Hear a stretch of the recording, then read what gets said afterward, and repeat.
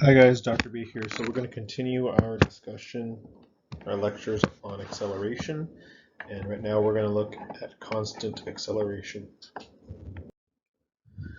So we know that average velocity is your displacement divided by your change in time. But if acceleration is constant, you can actually calculate average velocity to be the initial velocity plus the final velocity, and all of that divided by 2. To find displacement using the final and initial velocities of an object, we will actually combine the two average velocity equations, and we are going to use this equation right here. So delta x equals half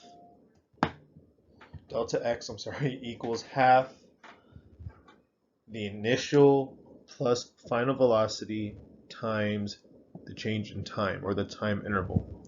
So delta x equals half, and you're adding up the two velocities, and then you're going to multiply that by the change in time. But notice how you have to add those two first before you start multiplying, because it's in parentheses, PEMDAS and all that.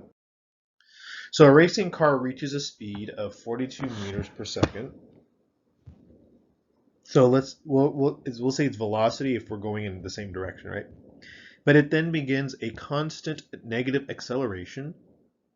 So that's helpful. It's a constant negative acceleration using its parachute and braking system and comes to rest.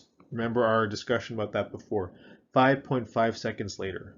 Find how far the car moves while stopping. So reaches a speed, and it then comes to rest. So my VI is 42 meters per second. My VF is 0 meters per second because I'm coming to rest. My delta T is 5.5 seconds. And I'm trying to find delta x, my displacement. So remember, my equation is delta x equals half the initial plus the final velocity times the time. So now just plug in your numbers, because we're trying to find displacement. So half of 42 plus 0 times my time. So 0.5 times 42 times 5.5. My displacement is 115.5 meters. 2 sig figs, so 1, 2, I look back. So this becomes 120 meters. A car accelerates uniformly from rest to a speed of 23.7 kilometers per hour in 6.5 seconds. Find the distance. So let's say that, let's make this to where it's, so rest is 0, so equals 0. Speed, let's make this a velocity of 23.7 kilometers per hour east. Find the displacement.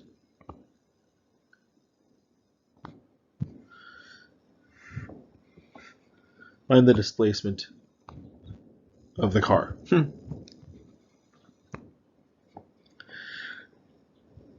So this is my delta t. So my VI is there, my delta t. I'm trying to find delta x. However, notice my VF is 23.7 kilometers per hour. So I got to make it meters per second. So 1,000 meters over 1 kilometer, then 1 hour over 3,600 seconds.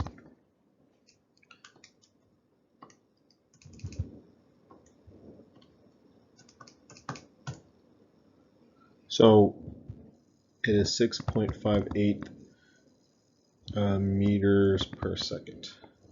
So delta x equals half VI plus VF times delta t.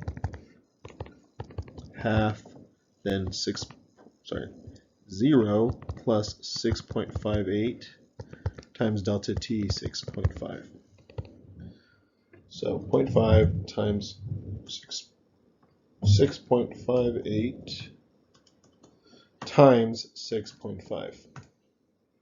So 21.385, 2 sig fig, so this is 21 meters east. A driver in a car traveling at a speed of 78 kilometers per hour sees a cat 101 meters away. Oh no. How long will it take for the car to accelerate uniformly to a stop in exactly 99 meters? So, based on our, what we know, they're traveling right here. So this is going to be my VI.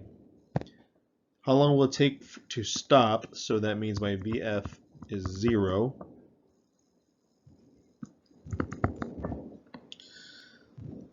How long will it take? This is time, delta t. So, sorry, it's supposed to be a t. Looks like an F. Delta t to stop at 99 meters. So then this will be my delta x.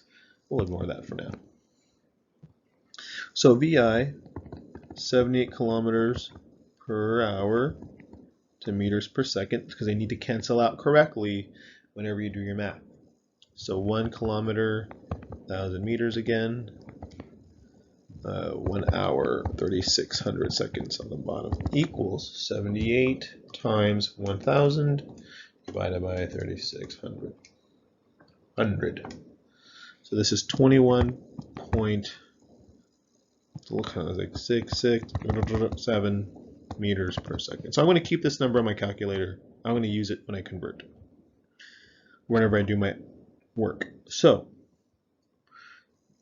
remember that if we're trying to find displacement, we can use delta x equals half VI plus VF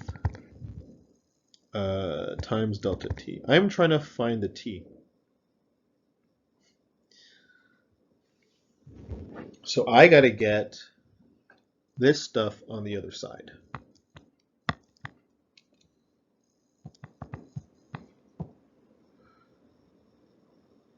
So I'm trying to get this by itself.